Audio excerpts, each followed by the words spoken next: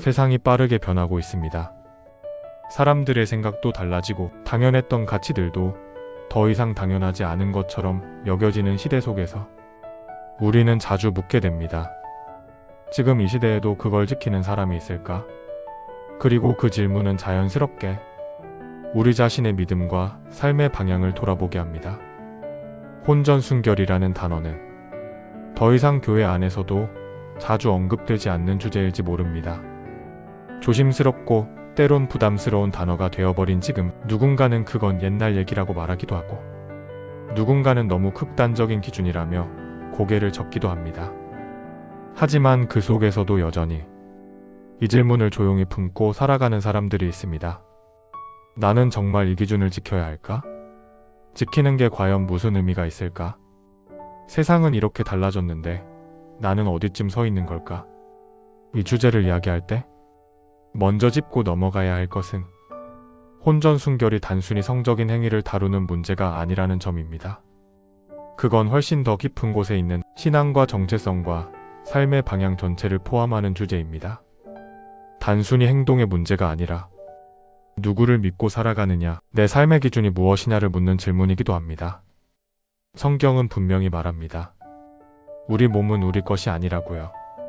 고린도전서 6장 19절에서는 너희 몸은 너희가 하나님께로부터 받은 바 너희 가운데 계신 성령의 전인 줄을 알지 못하느냐. 너희는 너희 자신의 것이 아니라고 말씀합니다. 하나님은 우리를 하나님의 형상대로 창조하셨고 그 형상에는 단지 영혼만 있는 것이 아닙니다. 우리의 몸 또한 하나님의 거룩한 형상을 담는 그릇입니다. 그렇기 때문에 몸의 사용은 신앙의 표현이 됩니다.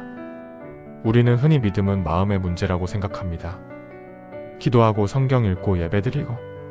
하지만 성경은 우리의 몸이 어떻게 살아가느냐 역시 신앙의 한 표현이라고 말합니다. 우리가 선택하는 관계, 우리가 맺는 삶의 방식, 그 모든 것이 결국 하나님을 어떻게 믿고 있느냐를 드러냅니다. 그래서 혼전순결은 단지 성적인 행동을 참는 것이 아닙니다.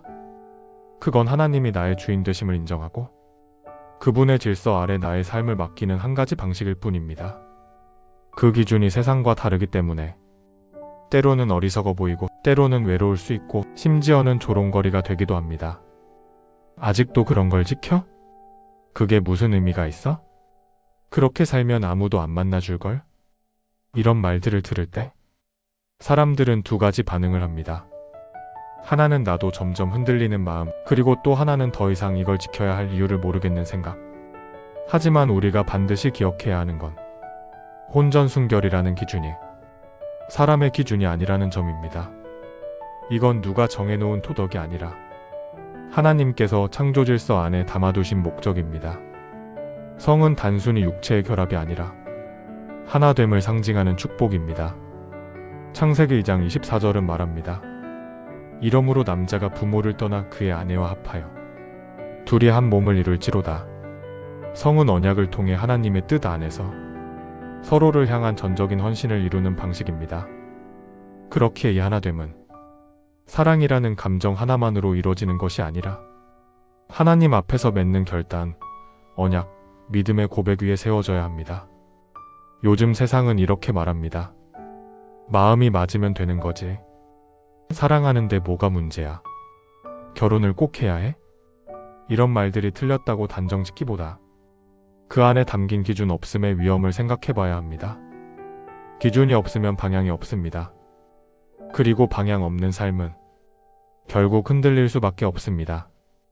하나님의 말씀은 언제나 삶의 중심을 잡아주는 나침반입니다. 사람들이 모두 다른 방향으로 가더라도 말씀은 늘 한 방향을 가리킵니다. 혼전순결을 지키는 삶은 세상에서 보기엔 어리석어 보일 수 있습니다. 하지만 하나님 앞에서는 가장 복된 순종의 길입니다. 그건 혼자 감당해야 하는 고행이 아니라 하나님과 함께 걷는 믿음의 여정입니다. 이 여정은 때로 외롭고 때로는 사람들 앞에서 설명할 수 없는 선택처럼 보일지 몰라도 하나님은 그런 삶을 기뻐하십니다. 왜냐하면 그 삶 속에 하나님을 향한 전적인 신뢰가 담겨있기 때문입니다. 이 세상에서 혼전순결을 지킨다는 것은 단지 육체적인 아니오를 선택하는 게 아니라 영적인 예를 계속해서 고백하는 삶입니다. 하나님을 신뢰하고 그분의 뜻을 더 귀하게 여기며 세상의 말보다 하나님의 말씀을 선택하는 삶입니다. 그리고 그런 삶에는 하나님이 예비하신 은혜가 반드시 따라옵니다. 그 은혜는 누군가의 인정이나 보상에서 오지 않습니다. 조용히 흘러가는 삶 속에서 하나님과의 관계가 더 깊어지고 내면이 더 단단해지고 결국 내가 누구인지 무엇을 위해 살아가는지 더 또렷하게 알게 되는 은혜입니다. 세상에서 순결이라는 말은 이제 거의 사라진 개념처럼 보입니다. 단지 도덕적인 의미를 넘어서 그 단어를 꺼낸다는 것 자체가 불편하거나 낯설게 느껴지기도 합니다. 하지만 더 무거운 마음으로 이 주제를 접하게 되는 분들도 있습니다. 바로 이미 혼전순결을 지키지 못했습니다 라고 고백해야 하는 분들입니다. 이런 이야기를 듣고 마음이 무거워지는 사람들, 그럼 나는 틀린 걸까? 나는 이제 하나님 앞에서 더럽혀진 걸까? 지금이라도 회복할 수 있을까? 라고 속으로 수없이 되묻는 분들이 있습니다. 그 질문은 단순히 윤리의 문제가 아니라 신앙의 자리에서 나오는 깊은 갈등입니다. 그리고 많은 경우 그 마음 속엔 죄책감과 후회가 뒤섞여 있습니다. 하지만 하나님은 그런 마음을 외면하지 않으십니다. 성경을 보면 하나님은 늘 회복의 하나님이셨습니다. 한 번의 실수로 끝장내시는 분이 아니라 넘어진 자를 다시 일으켜 세우시는 분입니다. 요한일서 1장 9절은 이렇게 말합니다. 만일 우리가 우리 죄를 자백하면 그는 미쁘시고 의로우사 우리 죄를 사하시며 우리를 모든 불의에서 깨끗하게 하실 것이요. 회개란 단지 미안합니다 라고 말하는 게 아니라 내가 걸어가던 길에서 방향을 틀어 하나님을 다시 바라보는 행위입니다. 그것은 과거를 지우는 게 아니라 그 과거 위에 하나님이 새로운 길을 시작하게 하시는 것입니다. 중요한 것은 혼전순결을 지켰느냐 못 지켰느냐보다 지금 이 순간 하나님 앞에서 어떤 태도로 서 있는가입니다. 지금이라도 주님을 바라보며 삶의 방향을 다시 세운다면 하나님은 반드시 회복의 길을 열어주십니다.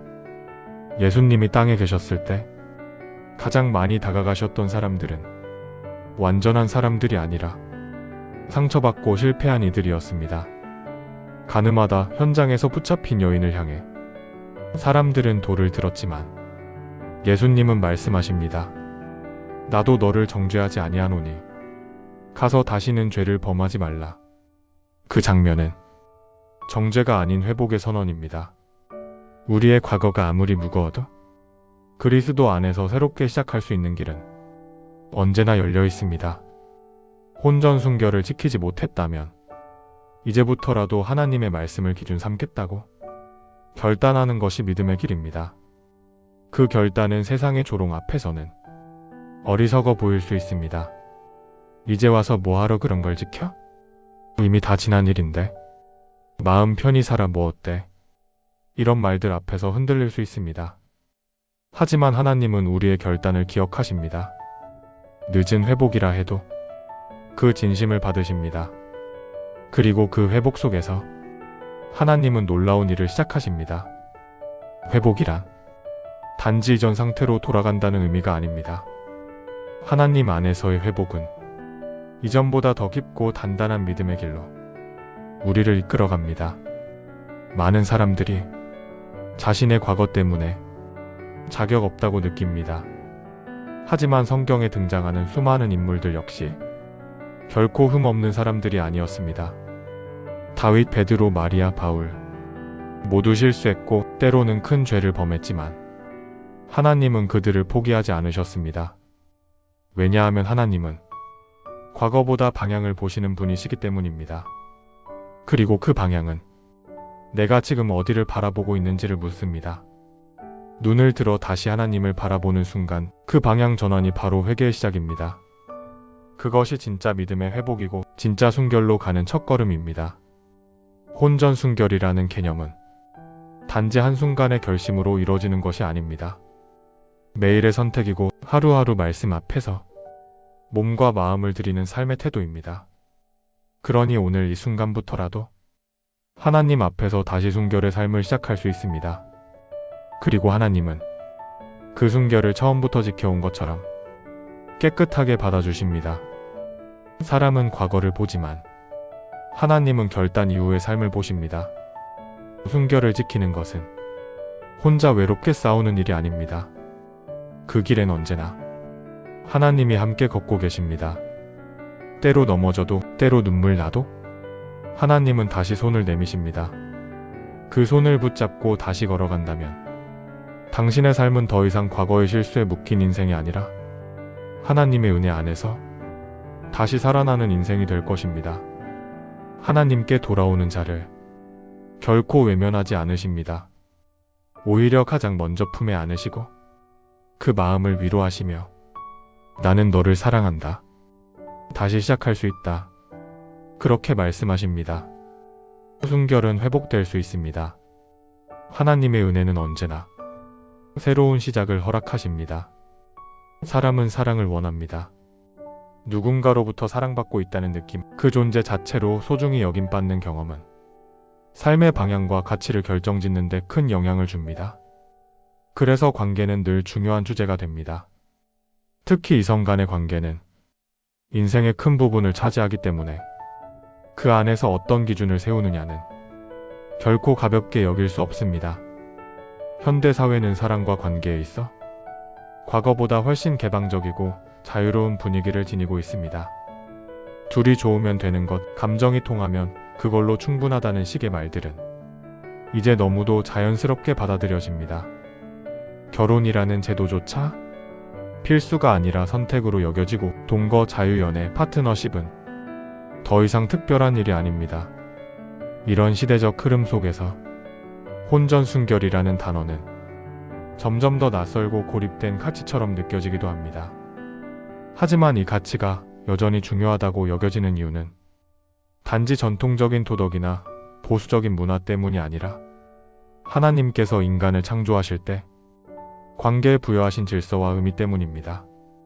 성경은 인간의 몸과 마음이 분리된 것이 아니라 하나로 연결되어 있다는 사실을 분명히 말합니다. 몸을 어떻게 사용하느냐는 영혼과 인격, 신앙의 방향에도 영향을 미칩니다.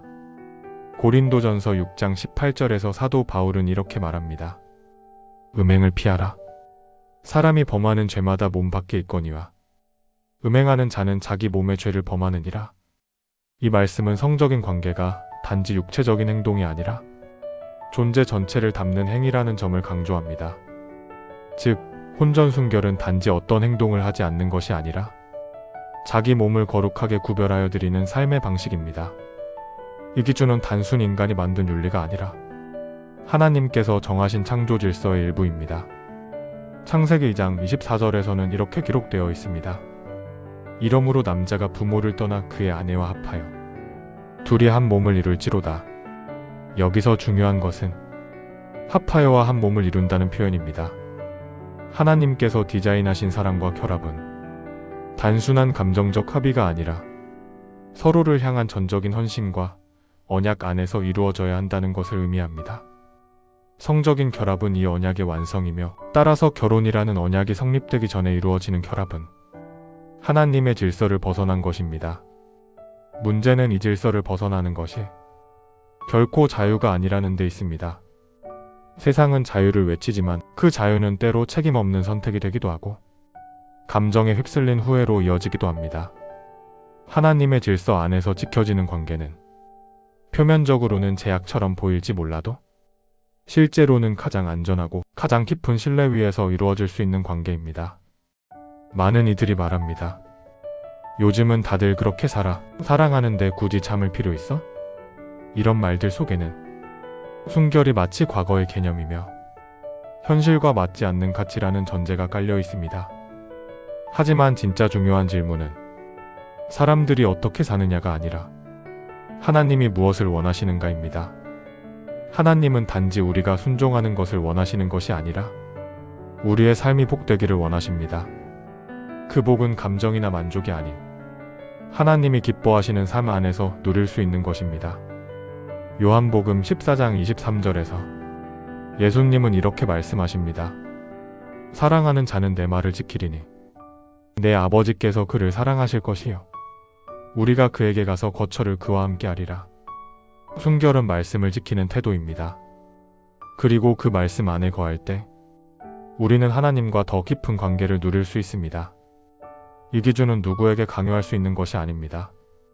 하지만 분명한 것은 혼전 순결은 하나님의 사람답게 살아가고자 하는 자에게 피할 수 없는 질문이며 그 질문 앞에서 우리는 각자의 믿음과 선택을 드러내게 됩니다. 혼전 순결을 지키는 삶은 결코 쉬운 길은 아닙니다. 때로는 외롭고 세상과 다르게 사는 것에 대한 오해와 부담도 따릅니다. 그러나 그 길은 하나님이 함께 하시는 길입니다. 그분은 우리의 결단을 아시고 우리의 고백을 받으시며 순종 위에 진짜 자유와 기쁨을 허락하십니다. 믿음의 결단은 한순간이지만 그 결단을 지켜내는 삶은 매일의 선택으로 이루어집니다. 순결을 지키기로 마음먹는 일은 신앙 안에서 분명한 용기입니다. 하지만 그 결단 이후의 여정은 생각보다 더 복잡하고 어렵게 느껴질 수 있습니다. 특히 관계 속에서 감정이 깊어질수록 처음 품었던 기준이 흔들리기도 합니다. 그리고 그 흔들림은 종종 죄책감과 함께 찾아오기도 합니다. 감정은 하나님이 주신 선물입니다. 사랑하고 싶은 마음, 가까워지고 싶은 마음, 서로를 향한 기대와 설렘은 하나님께서 인간에게 허락하신 아름다운 감정입니다. 하지만 그 감정이 하나님보다 앞설 때 신앙은 점점 중심을 잃어가게 됩니다. 무엇이 옳은지 알지만 그 옳음을 끝까지 지켜내는 것이 현실적으로 어렵다고 느껴지는 이유는 우리의 욕구가 감정보다 강하고 감정은 때때로 진리를 흐리게 만들기 때문입니다. 사람의 마음은 쉽게 설득됩니다. 처음엔 분명히 아니오였던 일이 시간이 지나며 조금씩 경계가 흐려지고 나중엔 이 정도는 괜찮지 않을까? 라는 생각이 자리 잡게 됩니다. 특히 두 사람이 함께 신앙생활을 하고 있더라도 감정이 앞서가면 말씀보다 마음이 우선시되기 쉽습니다. 고린도전서 10장 12절은 이렇게 경고합니다. 그런즉 선줄로 생각하는 자는 넘어질까 조심하라. 믿음에 확신이 있다고 해도 넘어짐의 가능성은 누구에게나 존재합니다. 신앙은 자만 위에 세워지는 것이 아니라 겸손과 경계 위에서 자랍니다. 현실 속에서 순결을 지키기 어려운 또 하나의 이유는 사회적 분위기와 가치관의 흐름입니다. 요즘 시대의 혼전 순결을 이야기하는 것은 마치 시대에 뒤처진 사람처럼 보이기도 합니다. 또래 친구들 사이에서는 그 기준이 오히려 비정상으로 여겨질 수 있고 연애의 중요한 기준이 되지 못하는 분위기 속에서는 외로움과 소외감이 깊어질 수도 있습니다. 그러나 신앙이란 항상 다수의 기준과는 다른 길을 걷는 것을 포함합니다. 좁은 길을 걷는다는 것은 사람들의 인정을 받기보다 하나님의 시선을 선택하는 것입니다. 순결을 지키는 삶도 마찬가지입니다. 누가 알아주지 않아도 주변에서 이해하지 못해도 하나님 앞에서 기쁨이 되는 삶을 선택하는 것입니다. 문제는 이 길이 외롭고 때로는 지치게 만들 수 있다는 점입니다. 그럴 때 우리는 자신의 의지만으로는 이 길을 완주할 수 없다는 것을 깨닫게 됩니다. 순결을 지키는 길에는 반드시 하나님의 도우심이 필요합니다. 시편 119편 9절에는 이렇게 기록되어 있습니다. 청년이 무엇으로 그의 행실을 깨끗하게 하리까? 주의 말씀만 지킬 따름이니이다. 행실을 깨끗하게 한다는 것은 삶을 말씀 중심으로 붙들겠다는 고백입니다. 감정보다 말씀을, 사람의 말보다 하나님의 뜻을 기준으로 삼는 선택입니다. 하지만 그 기준은 혼자 지키기 어렵기 때문에 신앙 공동체의 도움이 필요합니다. 같은 고민을 나누고 서로의 경계를 함께 지켜줄 수 있는 사람들과의 관계는 이 여정을 포기하지 않도록 붙들어주는 울타리가 되어줍니다. 그 공동체 안에서 내가 누구인지, 내가 왜 이 길을 가고 있는지를 다시 확인하게 됩니다. 때로는 서로 사랑하는 사람 사이에서도 순결의 기준을 놓고 갈등이 생기기도 합니다. 서로를 아끼고 사랑하지만 감정의 흐름 속에서 순결의 기준이 흔들릴 때 그 관계가 과연 하나님 안에서 건강하게 세워지고 있는지 점검하는 계기로 삼아야 합니다. 서로가 하나님 앞에서 순결을 지키기로 결단했다면 그 관계는 더욱 단단해질 수 있습니다. 함께 기도하고 함께 기준을 세우고 함께 멈출 수 있어야 그 관계는 시간이 지나도 믿음의 방향 안에서 성장하게 됩니다. 잠언 4장 23절은 이렇게 말합니다. 모든 지킬 만한 것 중에 더욱 내 마음을 지키라. 생명의 근원이 이에서 남이니라. 결국 이 싸움은 마음을 지키는 싸움입니다. 마음을 지킬 수 있어야 몸도 지켜지고 신앙도 지켜집니다. 순결은 단지 육체적인 행동을 삼가는 것이 아니라 마음을 말씀 앞에 두는 것입니다. 그 마음을 하나님께 드릴 때 하나님은 우리 안에서 더 깊은 사랑과 진실한 관계를 세워가십니다. 오늘 이 말씀을 묵상하면서 이미 흔들리고 있는 사람도, 지켜내고 있지만 지쳐가고 있는 사람도 다시 한번 하나님 앞에서 그 기준을 회복할 수 있기를 바랍니다. 순결은 억압이 아닙니다. 그것은 하나님이 주시는 진짜 자유로 가는 길입니다. 사람이 주는 위로보다 하나님이 주시는 기쁨을 선택하는 길입니다. 이 길은 외롭지 않습니다. 하나님이 함께 걸어가시고 그 끝에는 하나님의 인정과 위로가 기다리고 있습니다. 현대 사회는 사랑을 말할 때 자유를 핵심 가치로 삼습니다. 서로 좋아하면 되는 것이고 감정이 중요하다는 전제 아래 관계의 경계가 점점 허물어지고 있습니다. 결혼은 선택이 되었고 동거는 사랑의 또 다른 형태로 받아들여지며 개인의 기준이 곧 진리가 되어가는 시대입니다. 이런 흐름 속에서 혼전순결이라는 말은 구시대적이며 경직된 가치처럼 보이기 쉽습니다. 하지만 깊이 들여다보면 세상이 말하는 자유는 오히려 더 많은 혼란과 상처를 만들어내고 있습니다.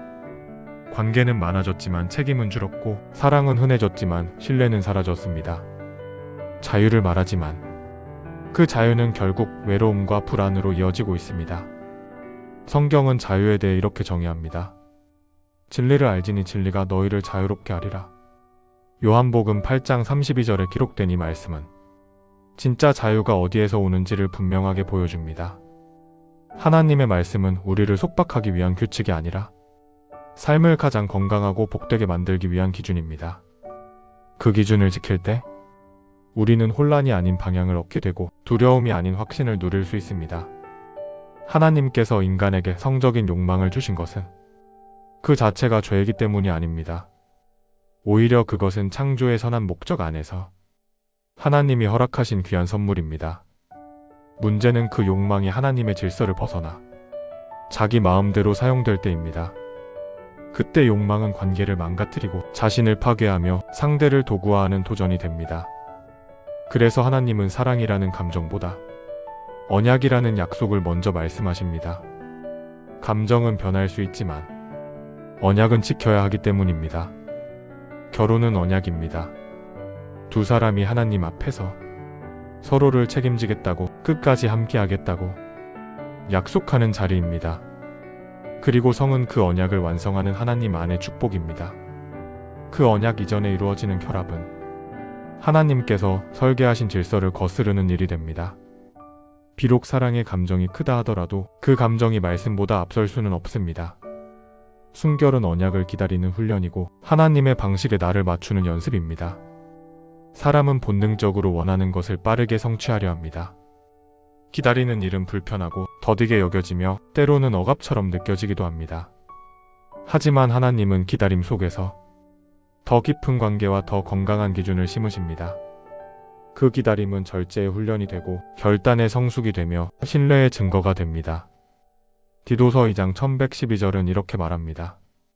모든 사람에게 구원을 주시는 하나님의 은혜가 나타나 우리를 양육하시되 경건하지 않은 것과 이 세상 정욕을 다 버리고 신중함과 의로움과 경건함으로 이 세상에 살게 하셨으니 하나님의 은혜는 우리를 자유롭게 하시지만 그 자유는 자기 뜻대로 사는 것이 아니라 신중함과 절제 그리고 거룩함을 따르게 합니다.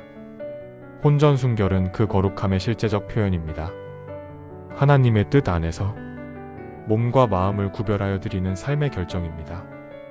세상은 자유롭게 사랑하라고 말합니다. 하지만 그 자유는 너무도 자주 상처로 되돌아옵니다. 몸을 나누었지만 마음은 불안하고 사랑한다고 했지만 신뢰는 부족합니다. 관계는 깊어진 듯 보이지만 오히려 서로를 가볍게 대하게 되는 경우도 많습니다. 순결을 지키는 사람은 자유를 포기한 사람이 아니라 진짜 자유를 선택한 사람입니다. 누구와 관계를 맺을지, 언제 그 경계를 열지, 그 모든 것을 감정이 아니라 하나님의 뜻에 맞추겠다고 결단하는 것입니다. 순결은 관계를 더 깊고 안전하게 만들고 나 자신에 대한 존중을 더 굳건하게 지켜줍니다. 그리고 상대방에게도 당신은 쉽게 대할 존재가 아닙니다.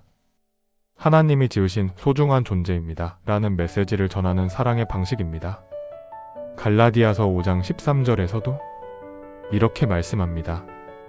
형제들아, 너희가 자유를 위하여 부르심을 입었으나 그 자유로 육체의 기회를 삼지 말고 오직 사랑으로 서로 종로를 타라. 자유는 목적이 아니라 수단입니다.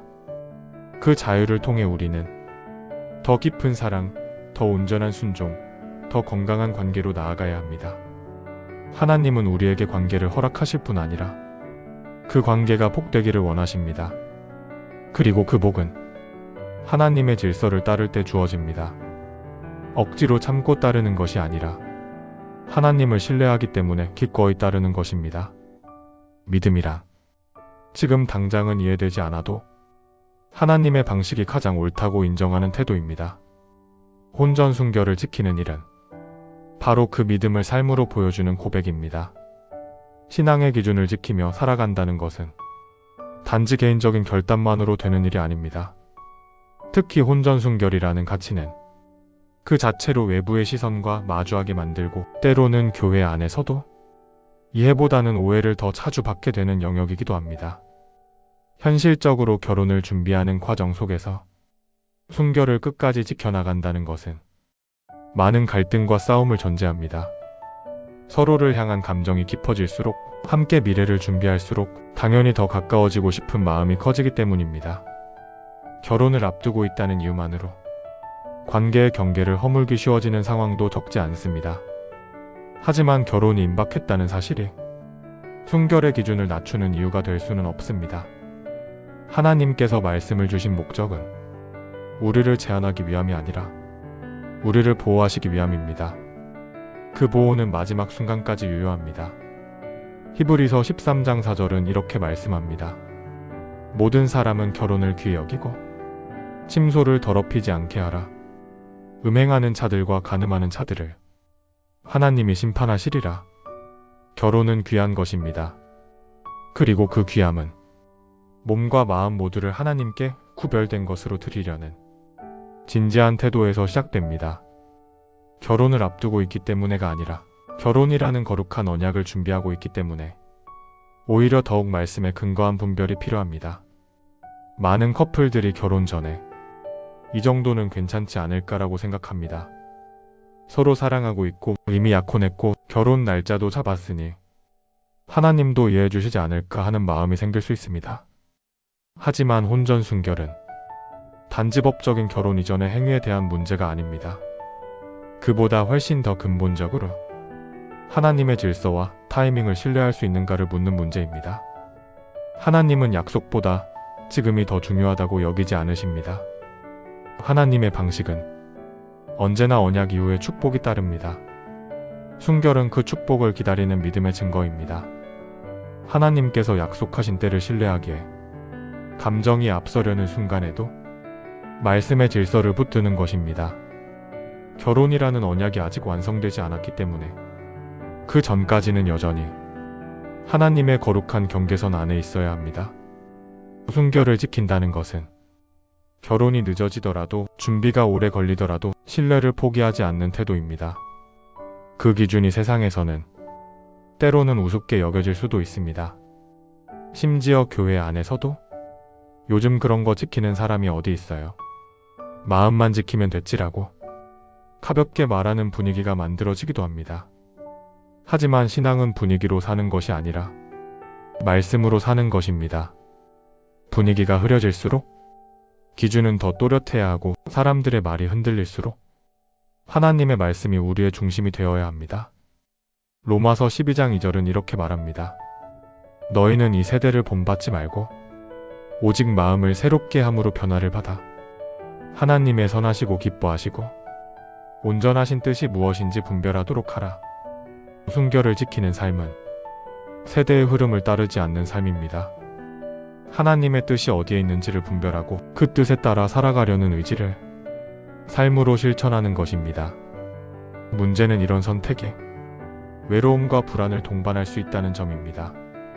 이 길을 걸어가는 사람들 대부분은 누군가에게 쉽게 말할 수 없는 고민과 내면의 갈등을 안고 살아갑니다. 또한 실제로 혼전순결을 고수하기 때문에 관계를 오래 유지하지 못하거나 결혼까지 이어지지 못하는 경우도 생깁니다. 그럴 때 마음속에 내가 너무 고지식한 건 아닐까? 이 기준을 고수하다가 결국 혼자 남는 건 아닐까라는 불안이 찾아옵니다. 하지만 그 순간에도 하나님의 시선을 붙들어야 합니다. 하나님은 우리의 인내와 기다림을 결코 외면하지 않으십니다. 시편 37편 5절은 이렇게 말씀합니다. 너의 길을 여호와께 맡기라. 그를 의지하면 그가 이루시고 하나님께 맡긴 관계는 하나님께서 이루십니다. 우리는 사랑을 얻기 위해 기준을 낮추는 사람이 아니라 하나님의 뜻을 따라 사랑을 준비하는 사람입니다. 혼전순결을 지키는 삶은 인생의 우선순위를 재정립하는 삶이기도 합니다. 하나님이 중심이 된 삶은 사랑조차도 하나님의 뜻 안에서 다뤄집니다. 그 안에는 두려움이 없고 서두름도 없습니다. 하나님을 신뢰하기에 조급함 대신 기다림을 선택할 수 있습니다. 그리고 그 기다림 속에서 우리의 사랑은 더 깊어지고 더 순결해지고 더 강해집니다. 관계를 포기하는 것이 아니라 하나님의 방식으로 세워가는 것입니다. 이 시대가 어떤 말을 하든지 하나님은 여전히 거룩한 사랑을 원하십니다. 사람들은 쉽게 사랑하고 쉽게 떠나지만 하나님은 끝까지 함께하는 사랑을 원하십니다. 그 사랑을 준비하는 것이 혼전순결의 본질입니다. 혼전순결이라는 주제는 단지 신앙적인 개념을 넘어서 삶의 여러 국면에서 사람을 시험하고 흔들게 만드는 요소들과 연결되어 있습니다. 결혼을 앞두고 있는 이들뿐 아니라 아직 만남이 시작되지 않은 이들 혹은 이 기준을 지키느라 이별을 경험한 이들 모두에게 공통적으로 찾아오는 감정이 있습니다. 바로 외로움입니다. 그 외로움은 단순히 혼자 있다는 느낌이 아닙니다. 신앙을 기준 삼아 살려는 사람으로서 세상과 동떨어져 있는 듯한 느낌, 이해받지 못한다는 막막함, 그리고 이렇게까지 해야 하나? 라는 내면의 회의로 이어지는 감정입니다. 순결이라는 가치를 삶으로 붙드는 일은 타인과의 관계뿐 아니라 자기 자신과의 관계에서도 끊임없는 대화를 요구합니다. 그리고 그 대화 속에서 많은 이들이 스스로에게 실망하고 때로는 하나님 앞에서도 부끄러움을 느끼곤 합니다. 신앙의 길을 걸어간다고 해서 유혹이 사라지는 것은 아닙니다. 오히려 더 민감하게 다가오고 더 조심스러워지며 작은 선택 하나에도 더 많은 고민을 하게 됩니다. 그런 의미에서 혼전순결을 지킨다는 것은 하루하루 자신과의 싸움입니다. 이 싸움은 단순히 육체적인 것에 그치지 않습니다. 감정, 생각, 시선, 상상, 보이지 않는 영역에서 일어나는 작은 흔들림들이 결국 행동으로 이어지는 분이 되기 때문입니다. 예수님은 마태복음 5장 28절에서 이렇게 말씀하셨습니다. 나는 너희에게 이르노니 음욕을 품고 여자를 보는 자마다 마음에 이미 간음하였느니라. 이 말씀은 육체적인 행위 전에 마음의 상태가 얼마나 중요한지를 강조합니다. 즉 순결은 몸을 지키는 것을 넘어 마음을 지키는 일입니다. 그렇기에 우리는 끊임없이 자신의 내면을 말씀 앞에 세워야 합니다. 기도와 묵상 없이 스스로를 지켜내는 일은 결코 오래 지속되지 않습니다. 혼전순결의 기준을 고수하는 사람에게 세상은 자주 이런 시선을 보냅니다. 답답하다, 고지식하다, 그렇게 살면 연애 못한다. 요즘 시대에 그건 좀 아니지 않나? 이런 말들은 단순한 농담처럼 들리기도 하지만 그 속에는 분명히 신앙적 결단을 조롱하는 분위기가 깔려 있습니다. 사람은 기본적으로 인정받고 싶어하는 존재입니다. 공감받고 이해받고 공동체 안에서 소속감을 느끼고 싶어합니다. 그런 의미에서 혼전순결을 지키는 삶은 이 시대에서 소외감과 단절을 감수해야 하는 삶이기도 합니다. 그 외로움은 때때로 하나님께로 향하는 기도를 길고 무겁게 만들기도 합니다. 하나님, 이 길이 정말 옳은 길인가요? 저는 언제쯤 사랑받게 될까요? 제 결단이 헛된 건 아닌가요? 그런 질문들 속에서 우리는 믿음의 뿌리를 다시 내릴 수밖에 없습니다. 믿음이란 감정의 확신이 아니라 하나님의 말씀을 신뢰하는 태도이기 때문입니다. 비록 지금은 이해되지 않아도 하나님의 말씀은 언제나 우리의 삶을 가장 선하게 인도하시는 기준입니다. 고린도후서 4장 18절은 이렇게 말씀합니다. 우리가 주목하는 것은 보이는 것이 아니요 보이지 않는 것이니 보이는 것은 잠깐이요 보이지 않는 것은 영원함이라. 혼전순결은 지금 당장의 유익이 아니라 영원한 가치를 선택하는 신앙의 결정입니다. 이 결정은 단순히 관계의 한계를 설정하는 일이 아니라 나의 존재 자체를 하나님께 구별된 삶으로 드리는 거룩한 선택입니다. 그리고 그 선택은 삶 전체의 흐름을 바꾸게 됩니다. 순결을 지키며 살아가는 사람은 자신의 몸뿐 아니라 시간, 말, 시선, 관계 전반에 이르기까지 하나님의 뜻 안에서 살아가려는 태도를 갖게 됩니다. 그 태도는 단지 신앙을 위한 전략이 아니라 삶 자체가 예배가 되는 통로입니다. 로마서 6장 13절은 말합니다. 또한 너희 지체를 불의의 무기로 죄에게 드리지 말고 오직 너희 자신을 죽은 자 가운데서 다시 살아난 자 같이 하나님께 드리며 너희 지체를 의의 무기로 하나님께 드리라. 하나님은 우리에게 단지 죄를 피하라고 말씀하시지 않습니다. 오히려 의의 도구로 하나님의 영광을 위한 그릇으로 살아가라고 부르십니다. 혼전순결이라는 선택은 세상 속에서 그저 조용히 스쳐 지나가는 일이 아닙니다. 하나님 앞에서는 그 작은 순종 하나가 하늘의 시선을 머물게 만드는 고백입니다. 하나님은 우리의 수고를 잊지 않으십니다. 우리의 결단을 기억하십니다. 사람이 보지 못하는 자리를 하나님은 보십니다.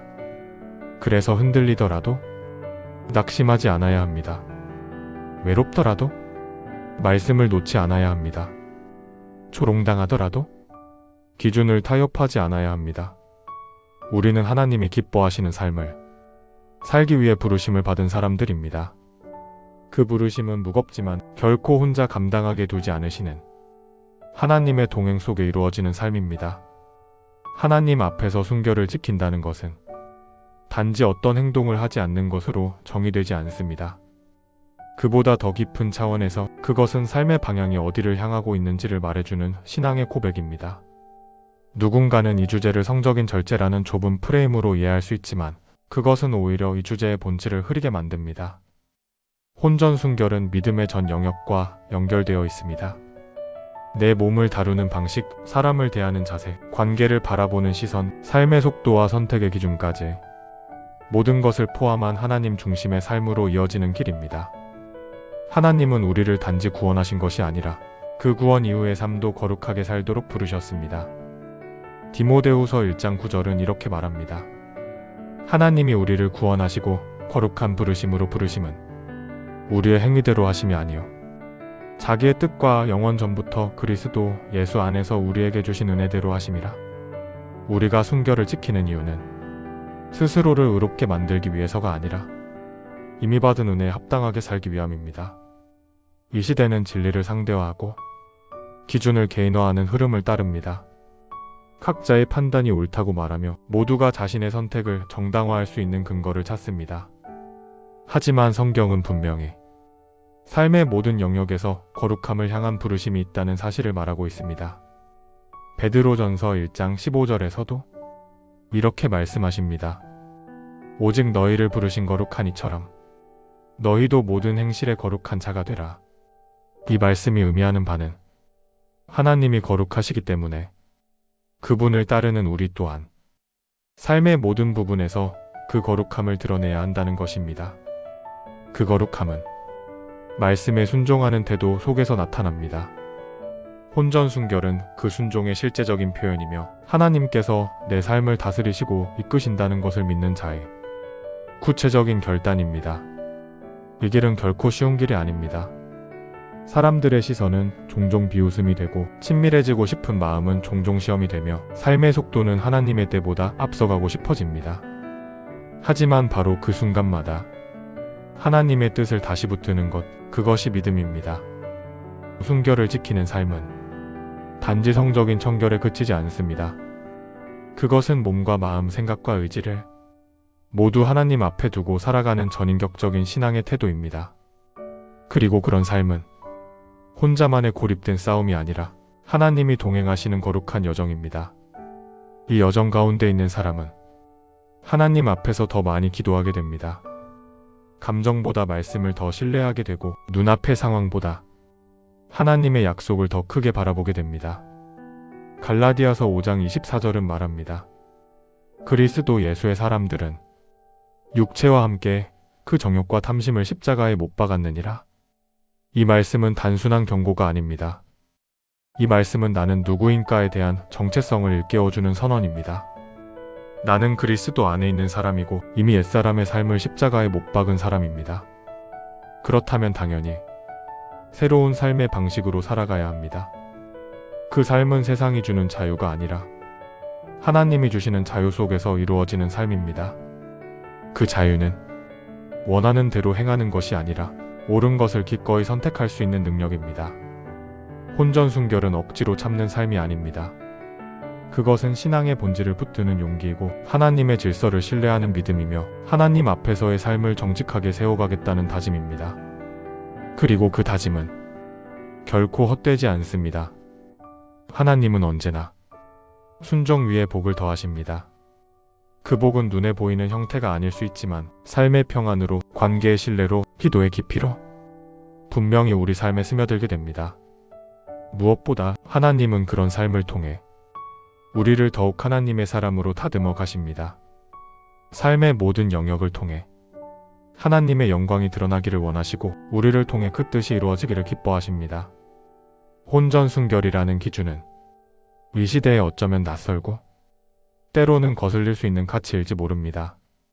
하지만 하나님께서 보시기엔 그 삶은 가장 지혜로운 삶이며 가장 복된 삶입니다. 하나님을 신뢰한다면, 그분의 말씀을 따르기를 원하는 사람이라면 순결의 기준은 결코 무거운 짐이 아니라 하나님과의 동행을 더 깊이 누리게 되는 통로가 될 것입니다. 이 여정을 걷고 있는 모든 분들께 하나님의 위로와 능력이 함께하기를 바랍니다. 하나님은 멀리서 지켜보시는 분이 아니라 가장 가까이에서 함께 싸워주시는 분이십니다. 지켜낼 수 있습니다. 지키는 삶은 가능합니다. 그리고 그 삶은 생각보다 훨씬 더 아름다운 열매를 맺게 될 것입니다. 세상이 빠르게 변하고 있습니다. 사람들의 생각도 달라지고 당연했던 가치들도 더 이상 당연하지 않은 것처럼 여겨지는 시대 속에서 우리는 자주 묻게 됩니다. 지금 이 시대에도 그걸 지키는 사람이 있을까? 그리고 그 질문은 자연스럽게 우리 자신의 믿음과 삶의 방향을 돌아보게 합니다. 혼전순결이라는 단어는 더 이상 교회 안에서도 자주 언급되지 않는 주제일지 모릅니다. 조심스럽고 때론 부담스러운 단어가 되어버린 지금 누군가는 그건 옛날 얘기라고 말하기도 하고 누군가는 너무 극단적인 기준이라며 고개를 젓기도 합니다. 하지만 그 속에서도 여전히 이 질문을 조용히 품고 살아가는 사람들이 있습니다. 나는 정말 이 기준을 지켜야 할까? 지키는 게 과연 무슨 의미가 있을까? 세상은 이렇게 달라졌는데 나는 어디쯤 서 있는 걸까?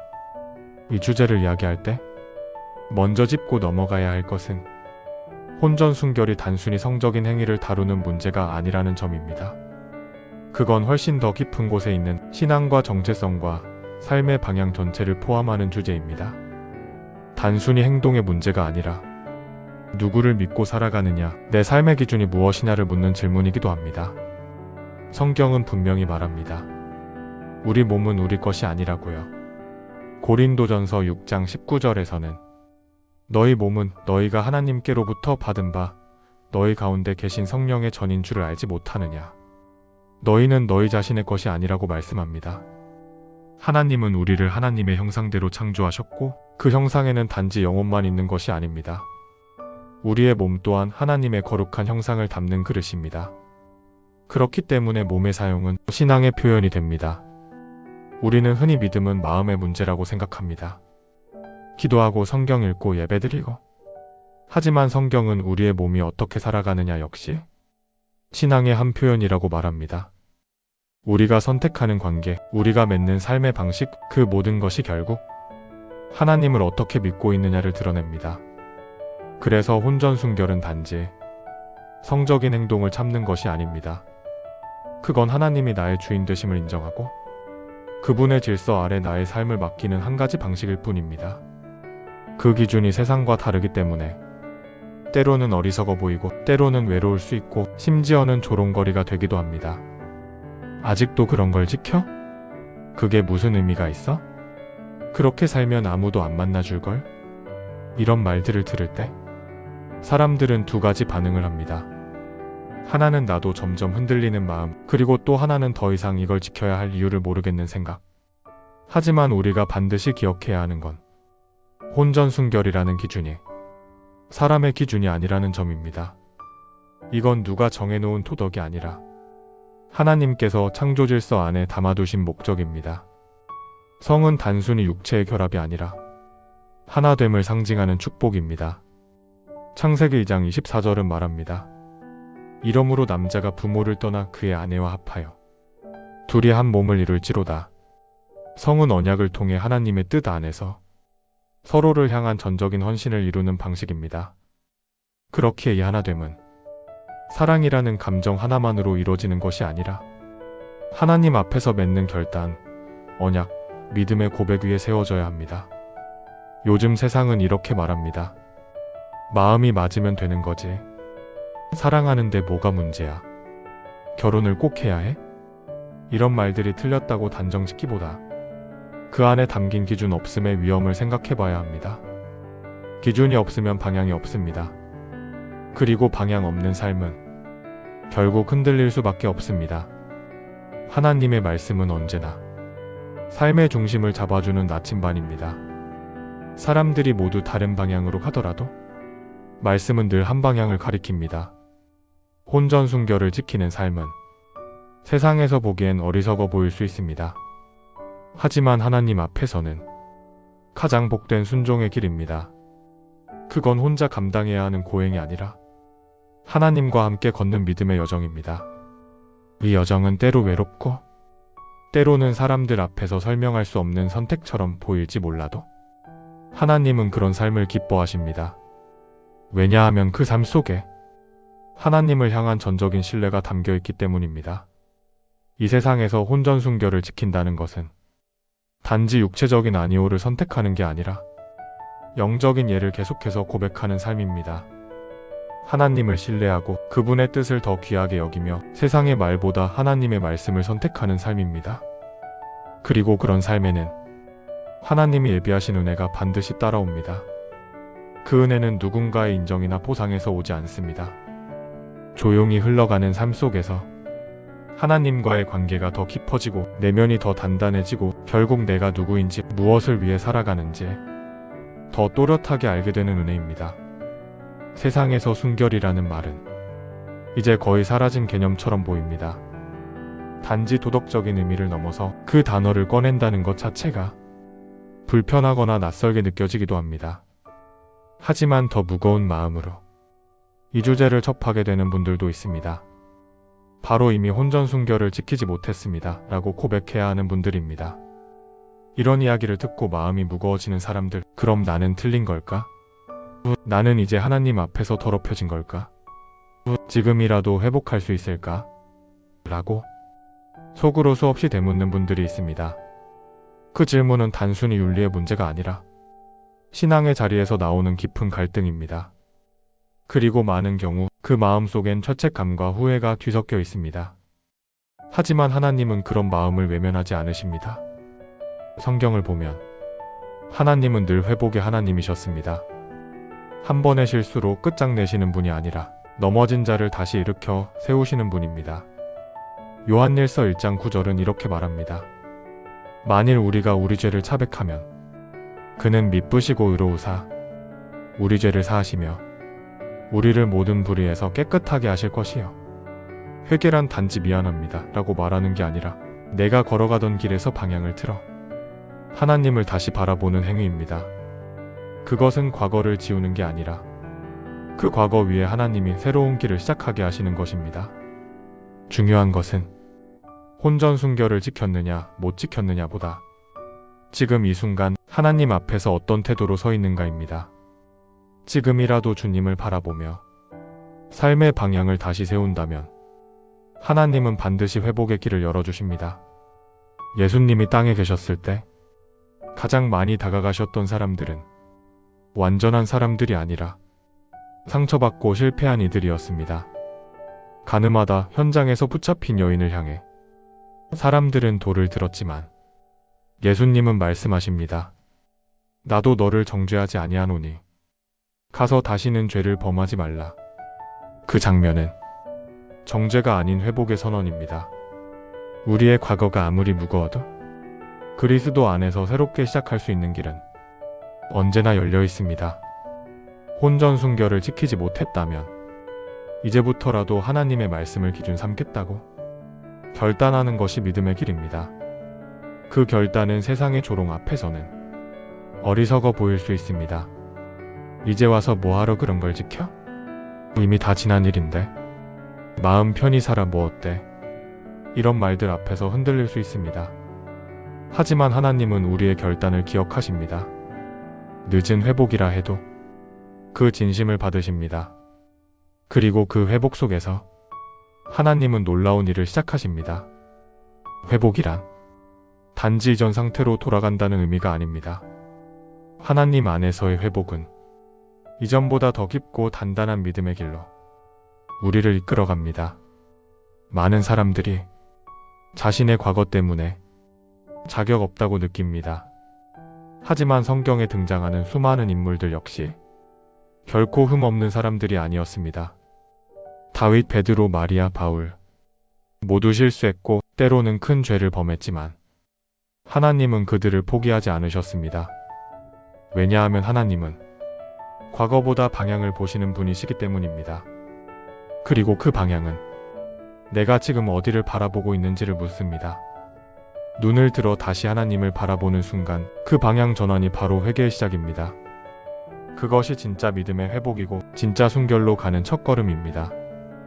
혼전순결이라는 개념은 단지 한순간의 결심으로 이루어지는 것이 아닙니다. 매일의 선택이고 하루하루 말씀 앞에서 몸과 마음을 드리는 삶의 태도입니다.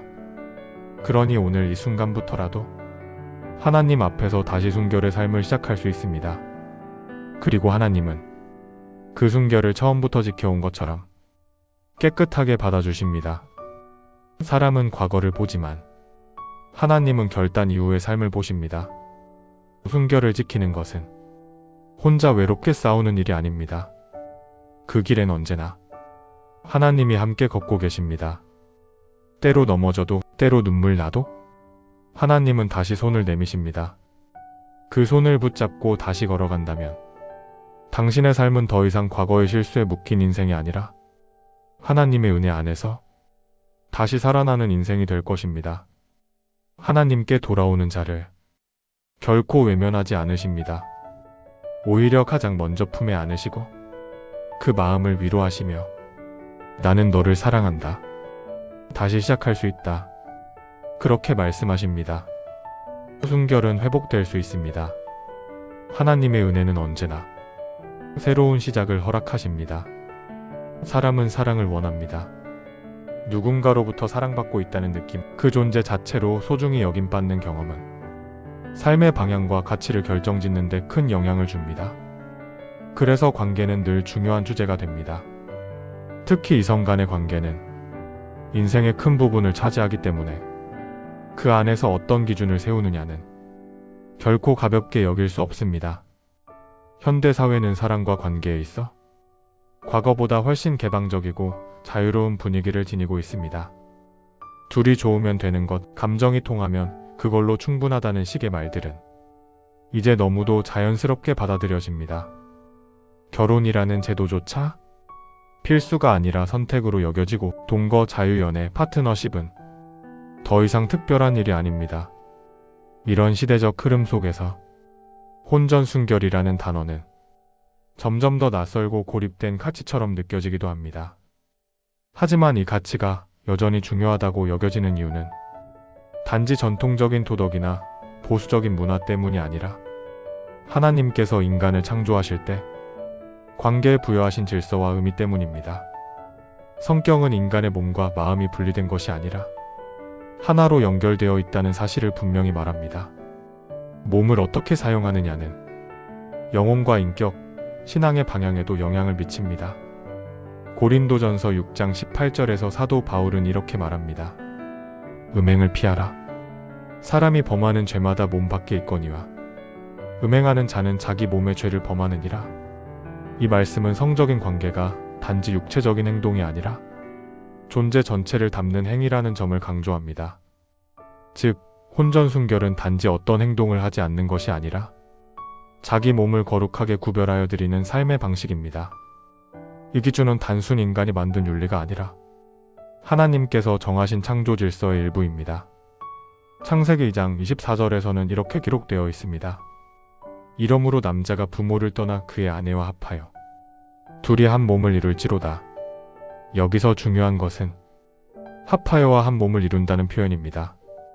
하나님께서 디자인하신 사랑과 결합은 단순한 감정적 합의가 아니라 서로를 향한 전적인 헌신과 언약 안에서 이루어져야 한다는 것을 의미합니다.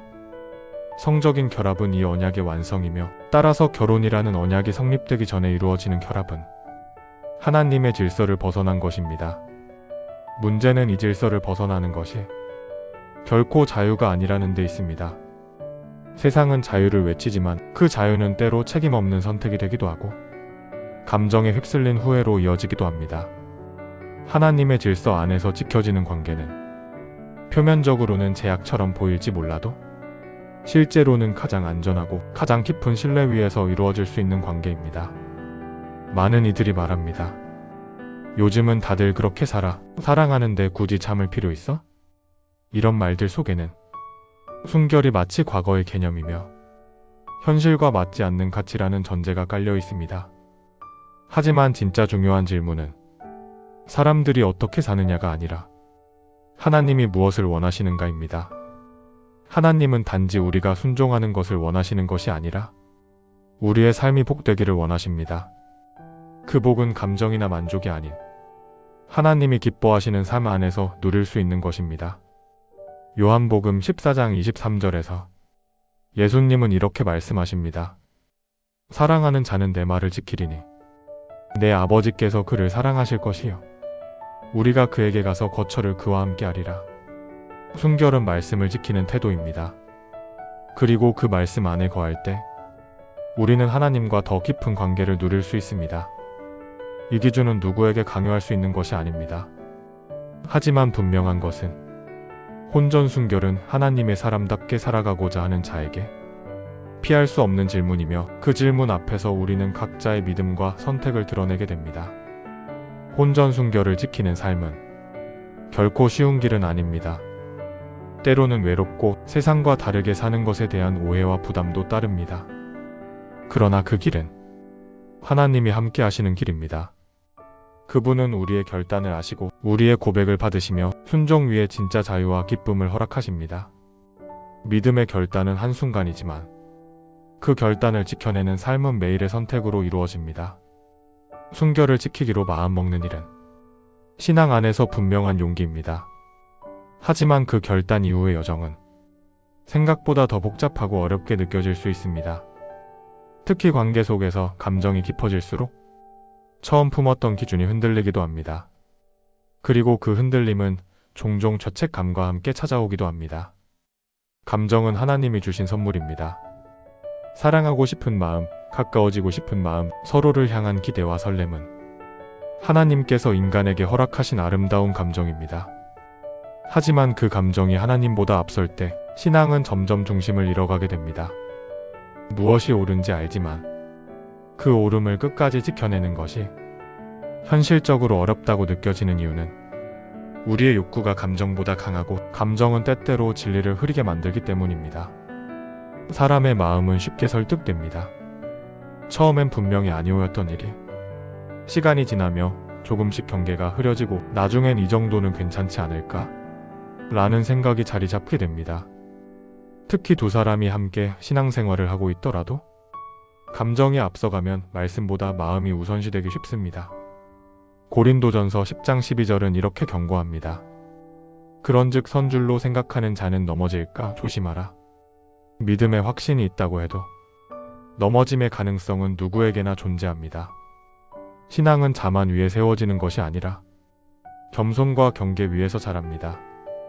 현실 속에서 순결을 지키기 어려운 또 하나의 이유는 사회적 분위기와 가치관의 흐름입니다. 요즘 시대의 혼전 순결을 이야기하는 것은 마치 시대에 뒤처진 사람처럼 보이기도 합니다. 또래 친구들 사이에서는 그 기준이 오히려 비정상으로 여겨질 수 있고 연애의 중요한 기준이 되지 못하는 분위기 속에서는 외로움과 소외감이 깊어질 수도 있습니다. 그러나 신앙이란 항상 다수의 기준과는 다른 길을 걷는 것을 포함합니다. 좁은 길을 걷는다는 것은 사람들의 인정을 받기보다 하나님의 시선을 선택하는 것입니다. 순결을 지키는 삶도 마찬가지입니다. 누가 알아주지 않아도 주변에서 이해하지 못해도 하나님 앞에서 기쁨이 되는 삶을 선택하는 것입니다. 문제는 이 길이 외롭고 때로는 지치게 만들 수 있다는 점입니다. 그럴 때 우리는 자신의 의지만으로는 이 길을 완주할 수 없다는 것을 깨닫게 됩니다. 순결을 지키는 길에는 반드시 하나님의 도우심이 필요합니다. 시편 119편 9절에는 이렇게 기록되어 있습니다. 청년이 무엇으로 그의 행실을 깨끗하게 하리까? 주의 말씀만 지킬 따름이니이다. 행실을 깨끗하게 한다는 것은 삶을 말씀 중심으로 붙들겠다는 고백입니다. 감정보다 말씀을, 사람의 말보다 하나님의 뜻을 기준으로 삼는 선택입니다. 하지만 그 기준은 혼자 지키기 어렵기 때문에 신앙 공동체의 도움이 필요합니다. 같은 고민을 나누고 서로의 경계를 함께 지켜줄 수 있는 사람들과의 관계는 이 여정을 포기하지 않도록 붙들어주는 울타리가 되어줍니다. 그 공동체 안에서 내가 누구인지, 내가 왜 이 길을 가고 있는지를 다시 확인하게 됩니다. 때로는 서로 사랑하는 사람 사이에서도 순결의 기준을 놓고 갈등이 생기기도 합니다. 서로를 아끼고 사랑하지만 감정의 흐름 속에서 순결의 기준이 흔들릴 때 그 관계가 과연 하나님 안에서 건강하게 세워지고 있는지 점검하는 계기로 삼아야 합니다. 서로가 하나님 앞에서 순결을 지키기로 결단했다면 그 관계는 더욱 단단해질 수 있습니다. 함께 기도하고 함께 기준을 세우고 함께 멈출 수 있어야 그 관계는 시간이 지나도 믿음의 방향 안에서 성장하게 됩니다. 잠언 4장 23절은 이렇게 말합니다. 모든 지킬 만한 것 중에 더욱 내 마음을 지키라. 생명의 근원이 이에서 남이니라. 결국 이 싸움은 마음을 지키는 싸움입니다.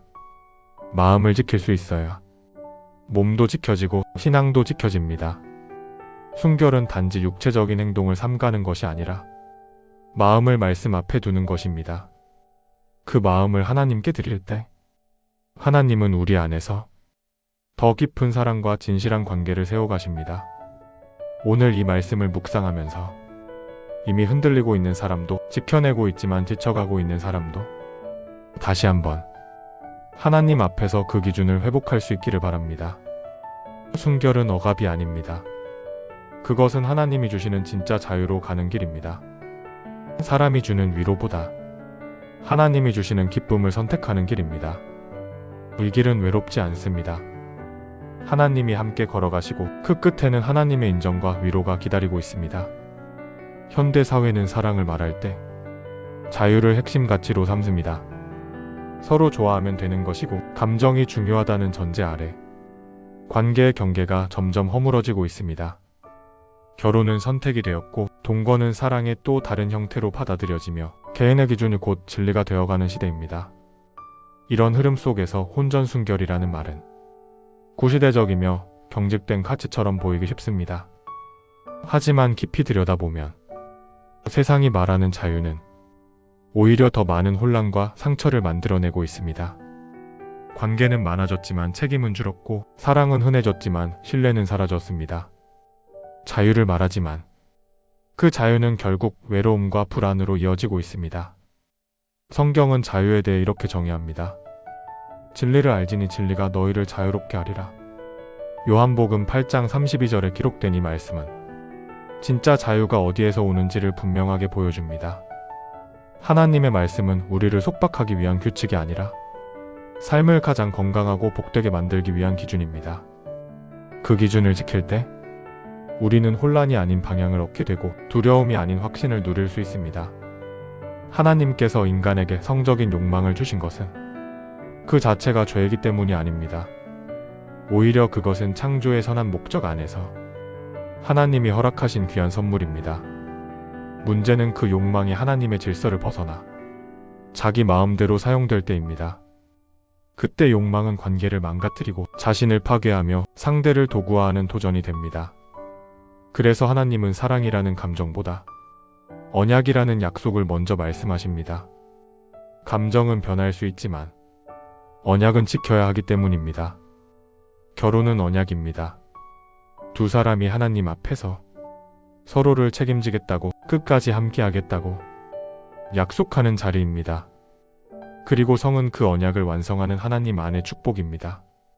그 언약 이전에 이루어지는 결합은 하나님께서 설계하신 질서를 거스르는 일이 됩니다. 비록 사랑의 감정이 크다 하더라도 그 감정이 말씀보다 앞설 수는 없습니다. 순결은 언약을 기다리는 훈련이고 하나님의 방식에 나를 맞추는 연습입니다. 사람은 본능적으로 원하는 것을 빠르게 성취하려 합니다. 기다리는 일은 불편하고 더디게 여겨지며 때로는 억압처럼 느껴지기도 합니다. 하지만 하나님은 기다림 속에서 더 깊은 관계와 더 건강한 기준을 심으십니다. 그 기다림은 절제의 훈련이 되고 결단의 성숙이 되며 신뢰의 증거가 됩니다. 디도서 2장 1112절은 이렇게 말합니다. 모든 사람에게 구원을 주시는 하나님의 은혜가 나타나 우리를 양육하시되 경건하지 않은 것과 이 세상 정욕을 다 버리고 신중함과 의로움과 경건함으로 이 세상에 살게 하셨으니 하나님의 은혜는 우리를 자유롭게 하시지만 그 자유는 자기 뜻대로 사는 것이 아니라 신중함과 절제 그리고 거룩함을 따르게 합니다. 혼전순결은 그 거룩함의 실제적 표현입니다. 하나님의 뜻 안에서 몸과 마음을 구별하여 드리는 삶의 결정입니다. 세상은 자유롭게 사랑하라고 말합니다. 하지만 그 자유는 너무도 자주 상처로 되돌아옵니다. 몸을 나누었지만 마음은 불안하고 사랑한다고 했지만 신뢰는 부족합니다. 관계는 깊어진 듯 보이지만 오히려 서로를 가볍게 대하게 되는 경우도 많습니다. 순결을 지키는 사람은 자유를 포기한 사람이 아니라 진짜 자유를 선택한 사람입니다. 누구와 관계를 맺을지, 언제 그 경계를 열지, 그 모든 것을 감정이 아니라 하나님의 뜻에 맞추겠다고 결단하는 것입니다. 순결은 관계를 더 깊고 안전하게 만들고 나 자신에 대한 존중을 더 굳건하게 지켜줍니다. 그리고 상대방에게도 당신은 쉽게 대할 존재가 아닙니다. 하나님이 지으신 소중한 존재입니다. 라는 메시지를 전하는 사랑의 방식입니다. 갈라디아서 5장 13절에서도 이렇게 말씀합니다. 형제들아 너희가 자유를 위하여 부르심을 입었으나 그 자유로 육체의 기회를 삼지 말고 오직 사랑으로 서로 종로를 타라. 자유는 목적이 아니라 수단입니다. 그 자유를 통해 우리는 더 깊은 사랑, 더 온전한 순종, 더 건강한 관계로 나아가야 합니다. 하나님은 우리에게 관계를 허락하실 뿐 아니라 그 관계가 복되기를 원하십니다. 그리고 그 복은 하나님의 질서를 따를 때 주어집니다. 억지로 참고 따르는 것이 아니라 하나님을 신뢰하기 때문에 기꺼이 따르는 것입니다. 믿음이란 지금 당장은 이해되지 않아도 하나님의 방식이 가장 옳다고 인정하는 태도입니다. 혼전순결을 지키는 일은 바로 그 믿음을 삶으로 보여주는 고백입니다.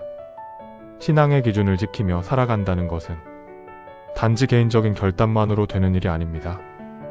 특히 혼전순결이라는 가치는 그 자체로 외부의 시선과 마주하게 만들고 때로는 교회 안에서도 이해보다는 오해를 더 자주 받게 되는 영역이기도 합니다. 현실적으로 결혼을 준비하는 과정 속에서 순결을 끝까지 지켜나간다는 것은 많은 갈등과 싸움을 존재합니다. 서로를 향한 감정이 깊어질수록, 함께 미래를 준비할수록 당연히 더 가까워지고 싶은 마음이 커지기 때문입니다. 결혼을 앞두고 있다는 이유만으로 관계의 경계를 허물기 쉬워지는 상황도 적지 않습니다. 하지만 결혼이 임박했다는 사실이 순결의 기준을 낮추는 이유가 될 수는 없습니다. 하나님께서 말씀을 주신 목적은 우리를 제한하기 위함이 아니라 우리를 보호하시기 위함입니다. 그 보호는 마지막 순간까지 유효합니다. 히브리서 13장 4절은 이렇게 말씀합니다. 모든 사람은 결혼을 귀히 여기고 침소를 더럽히지 않게 하라. 음행하는 자들과 간음하는 자들을 하나님이 심판하시리라. 결혼은 귀한 것입니다. 그리고 그 귀함은 몸과 마음 모두를 하나님께 구별된 것으로 드리려는 진지한 태도에서 시작됩니다. 결혼을 앞두고 있기 때문에가 아니라 결혼이라는 거룩한 언약을 준비하고 있기 때문에 오히려 더욱 말씀에 근거한 분별이 필요합니다. 많은 커플들이 결혼 전에 이 정도는 괜찮지 않을까라고 생각합니다. 서로 사랑하고 있고 이미 약혼했고 결혼 날짜도 잡았으니 하나님도 이해해 주시지 않을까 하는 마음이 생길 수 있습니다. 하지만 혼전 순결은 단지 법적인 결혼 이전의 행위에 대한 문제가 아닙니다. 그보다 훨씬 더 근본적으로 하나님의 질서와 타이밍을 신뢰할 수 있는가를 묻는 문제입니다. 하나님은 약속보다 지금이 더 중요하다고 여기지 않으십니다. 하나님의 방식은 언제나 언약 이후에 축복이 따릅니다. 순결은 그 축복을 기다리는 믿음의 증거입니다. 하나님께서 약속하신 때를 신뢰하기에 감정이 앞서려는 순간에도 말씀의 질서를 붙드는 것입니다. 결혼이라는 언약이 아직 완성되지 않았기 때문에 그 전까지는 여전히 하나님의 거룩한 경계선 안에 있어야 합니다.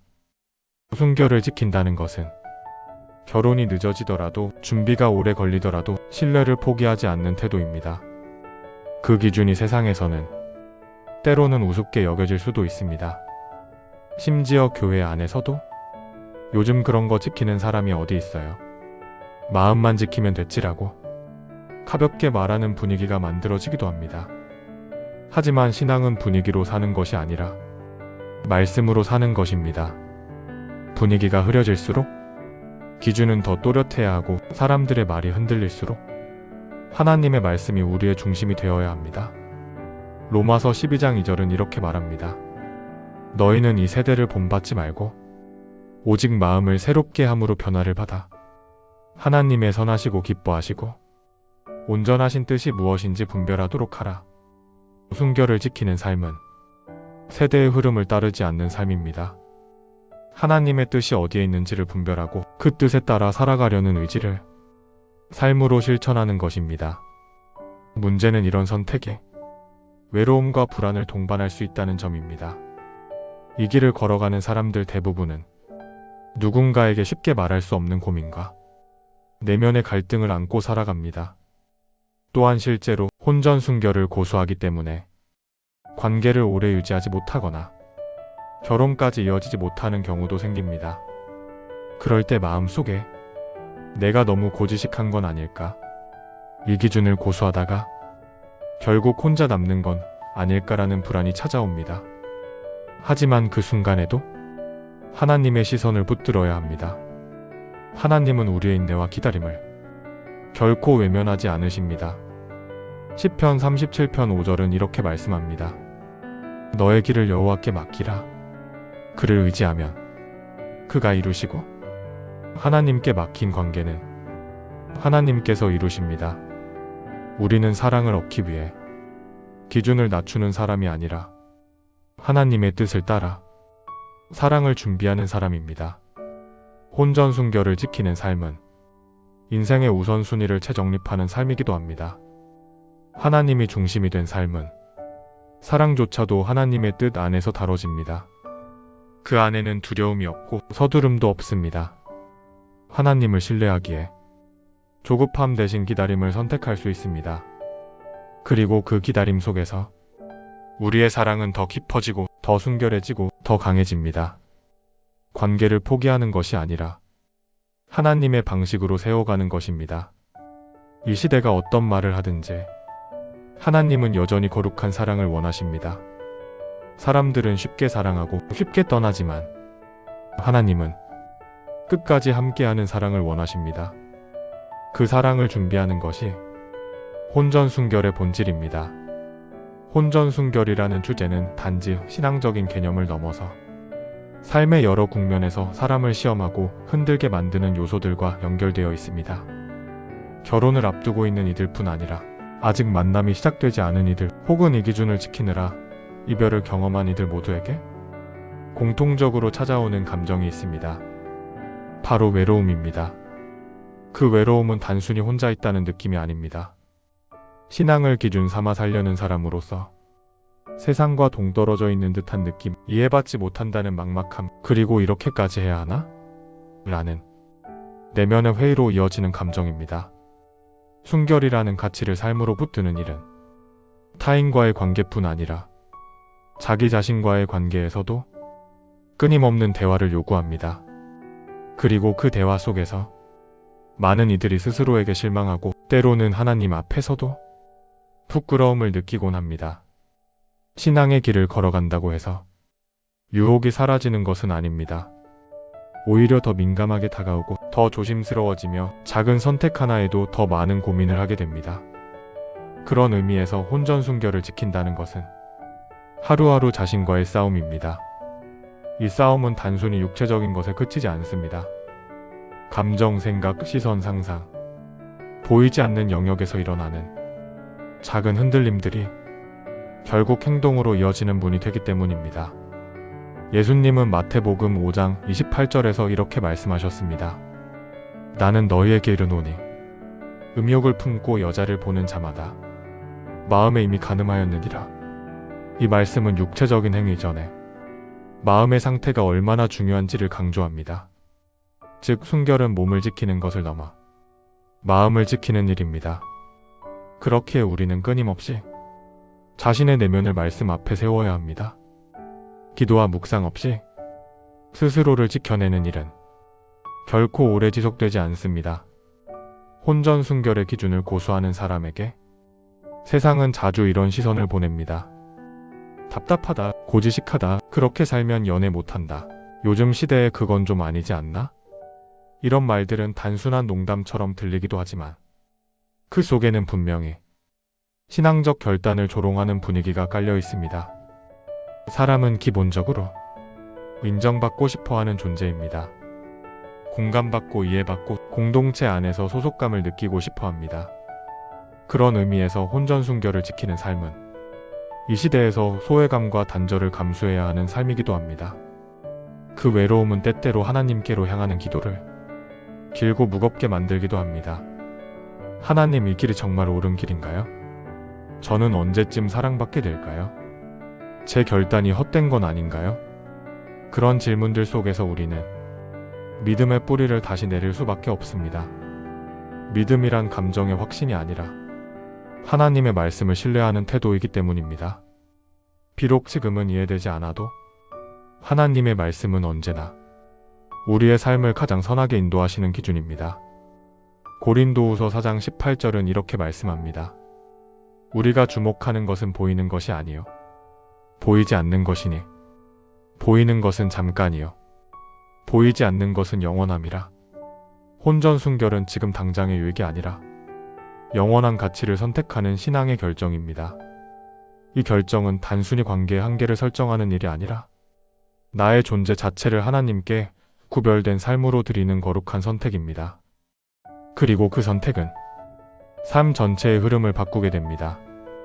순결을 지키며 살아가는 사람은 자신의 몸뿐 아니라 시간, 말, 시선, 관계 전반에 이르기까지 하나님의 뜻 안에서 살아가려는 태도를 갖게 됩니다. 그 태도는 단지 신앙을 위한 전략이 아니라 삶 자체가 예배가 되는 통로입니다. 로마서 6장 13절은 말합니다. 또한 너희 지체를 불의의 무기로 죄에게 드리지 말고 오직 너희 자신을 죽은 자 가운데서 다시 살아난 자 같이 하나님께 드리며 너희 지체를 의의 무기로 하나님께 드리라. 하나님은 우리에게 단지 죄를 피하라고 말씀하시지 않습니다. 오히려 의의 도구로 하나님의 영광을 위한 그릇으로 살아가라고 부르십니다. 혼전순결이라는 선택은 세상 속에서 그저 조용히 스쳐 지나가는 일이 아닙니다. 하나님 앞에서는 그 작은 순종 하나가 하늘의 시선을 머물게 만드는 고백입니다. 하나님은 우리의 수고를 잊지 않으십니다. 우리의 결단을 기억하십니다. 사람이 보지 못하는 자리를 하나님은 보십니다. 그래서 흔들리더라도 낙심하지 않아야 합니다. 외롭더라도 말씀을 놓지 않아야 합니다. 조롱당하더라도 기준을 타협하지 않아야 합니다. 우리는 하나님이 기뻐하시는 삶을 살기 위해 부르심을 받은 사람들입니다. 그 부르심은 무겁지만 결코 혼자 감당하게 두지 않으시는 하나님의 동행 속에 이루어지는 삶입니다. 하나님 앞에서 순결을 지킨다는 것은 단지 어떤 행동을 하지 않는 것으로 정의되지 않습니다. 그보다 더 깊은 차원에서 그것은 삶의 방향이 어디를 향하고 있는지를 말해주는 신앙의 고백입니다. 누군가는 이 주제를 성적인 절제라는 좁은 프레임으로 이해할 수 있지만 그것은 오히려 이 주제의 본질을 흐리게 만듭니다. 혼전순결은 믿음의 전 영역과 연결되어 있습니다. 내 몸을 다루는 방식, 사람을 대하는 자세, 관계를 바라보는 시선, 삶의 속도와 선택의 기준까지 모든 것을 포함한 하나님 중심의 삶으로 이어지는 길입니다.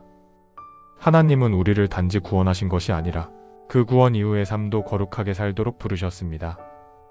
디모데후서 1장 9절은 이렇게 말합니다.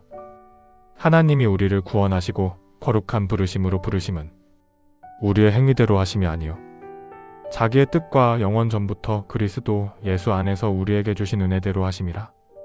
우리가 순결을 지키는 이유는 스스로를 의롭게 만들기 위해서가 아니라 이미 받은 은혜에 합당하게 살기 위함입니다. 이 시대는 진리를 상대화하고 기준을 개인화하는 흐름을 따릅니다. 각자의 판단이 옳다고 말하며 모두가 자신의 선택을 정당화할 수 있는 근거를 찾습니다.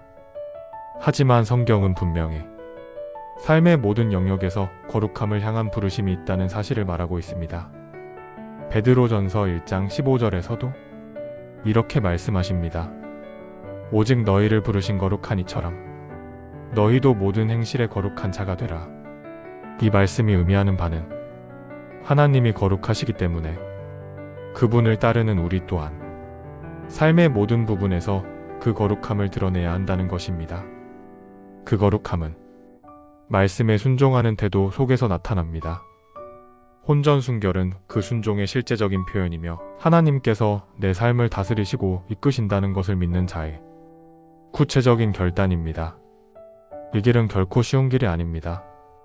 사람들의 시선은 종종 비웃음이 되고 친밀해지고 싶은 마음은 종종 시험이 되며 삶의 속도는 하나님의 때보다 앞서가고 싶어집니다.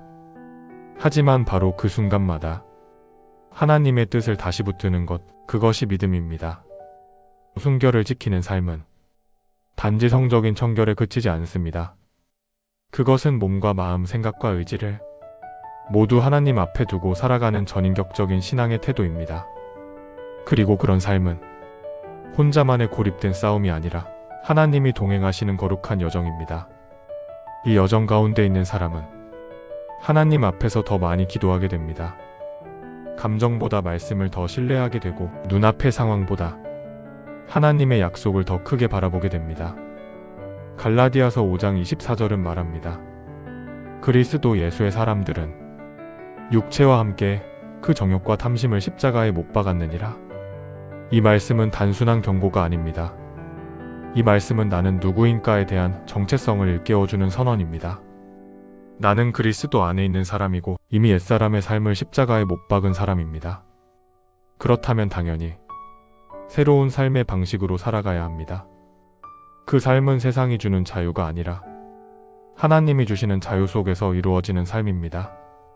그 자유는 원하는 대로 행하는 것이 아니라 옳은 것을 기꺼이 선택할 수 있는 능력입니다. 혼전순결은 억지로 참는 삶이 아닙니다.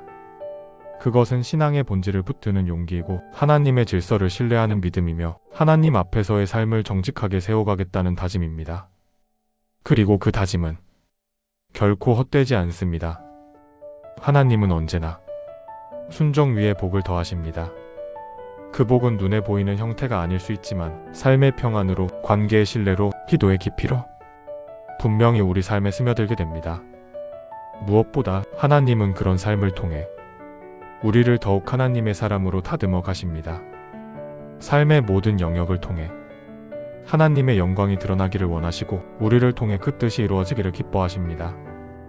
혼전순결이라는 기준은 이 시대에 어쩌면 낯설고 때로는 거슬릴 수 있는 가치일지 모릅니다. 하지만 하나님께서 보시기엔 그 삶은 가장 지혜로운 삶이며 가장 복된 삶입니다. 하나님을 신뢰한다면, 그분의 말씀을 따르기를 원하는 사람이라면 순결의 기준은 결코 무거운 짐이 아니라 하나님과의 동행을 더 깊이 누리게 되는 통로가 될 것입니다. 이 여정을 걷고 있는 모든 분들께 하나님의 위로와 능력이 함께하기를 바랍니다. 하나님은 멀리서 지켜보시는 분이 아니라 가장 가까이에서 함께 싸워주시는 분이십니다. 지켜낼 수 있습니다. 지키는 삶은 가능합니다. 그리고 그 삶은 생각보다 훨씬 더 아름다운 열매를 맺게 될 것입니다.